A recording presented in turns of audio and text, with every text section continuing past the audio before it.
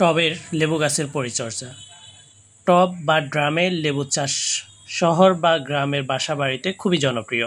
জায়গার সীমাবদ্ধতা থাকা সত্ত্বেও সঠিক পরিচর্যার মাধ্যমে ঘরে বসেই সুস্বাদু লেবু পাওয়া সম্ভব।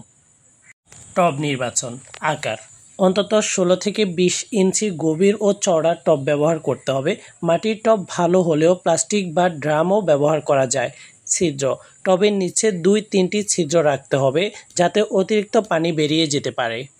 এবার বলবো মাটি প্রস্তুতি নিয়ে। টবের জন্য হালকা ঝুরঝুরে ও পানি নিষ্কাশন উপযোগী মাটি দরকার।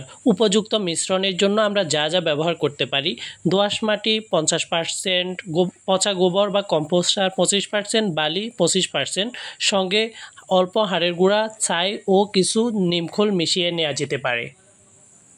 চারা রোপণ। উন্নত জাতের কলম করা বা গ্রাফটেড লেবু চারা ব্যবহার করা যেতে পারে।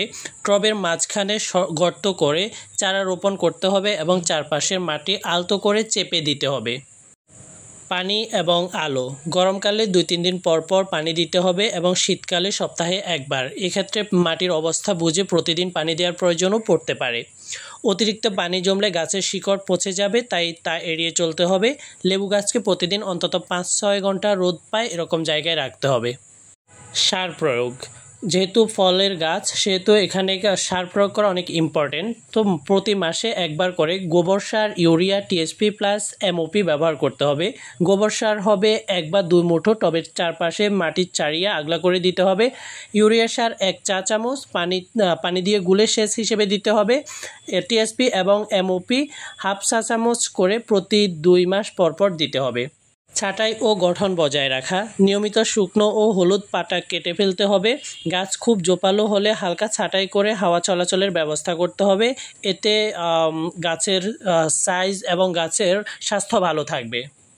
পোকামাকড় ও রোগবালাই নিয়ন্ত্রণ। পাতার নিচে সাদা পোকা বা লাল মাকড় এগুলো দূর করার জন্য সাবান পানি বা নিম তেল ব্যবহার করা যেতে পারে। পাতা কুঁকড়ে যাওয়া প্রতিরোধ করার জন্য লিফ মাইনার, পোকা আক্রান্ত হলে পাতা ছিঁড়ে ফেলে দিতে হবে এবং কীটনাশক প্রয়োগ করতে হবে। ফুল ও ফলের যত্ন। ফুল ঝরে গেলে একটু ফসফরাস ও পটাশ দিতে হবে।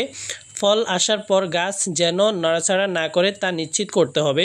অতিরিক্ত ফল আসলে কিছু ছিঁড়ে ফেলে দিতে হবে, এতে বাকি ফল বড় হবে এবং আকৃতি দেখতে সুন্দর হবে। রিপোর্টিং। প্রতি 1.5-2 বছর পর গাছকে টব থেকে বের করে মাটি পাল্টে আবার বসাতে হবে। শিকড় একটু কেটে দেওয়া যেতে পারে যদি খুব বেশি রুট বন্ডিং হয়ে যায়, তবে খুব বেশি নয়। এখানে খুব বেশি শিকড় কেটে ফেললে গাছ ক্ষতিগ্রস্ত হতে পারে। সো শিকড় কাটার ক্ষেত্রে বা মাটি পরিবর্তনের ক্ষেত্রে একটু সাবধানতা অবলম্বন করতে হবে এবং দেখে শুনে এটাকে প্রয়োজন অনুযায়ী ছাঁটাই করে নতুন মাটি দিয়ে নতুন বা আগের পটে বসানো যেতে পারে। কিছু বিশেষ টিপস দিব, যে টিপসগুলো হলো: গাছের চারপাশে আঙ্গুল ঢুকিয়ে দেখে পানি দেওয়া উচিত, পানি প্রয়োজন কিনা।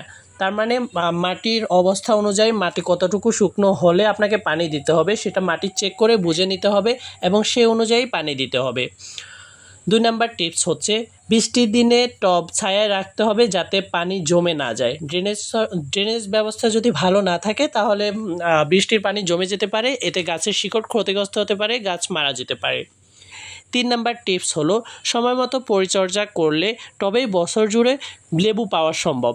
সো ভালো এবং স্বাস্থ্যকর লেবু পেতে হলে আমাদেরকে নিজের গাছের প্রতি যত্ন নিতে হবে এবং গাছের ভালো স্বাস্থ্য বজায় রাখতে হবে এবং এটার প্রতি গুরুত্ব দিতে হবে।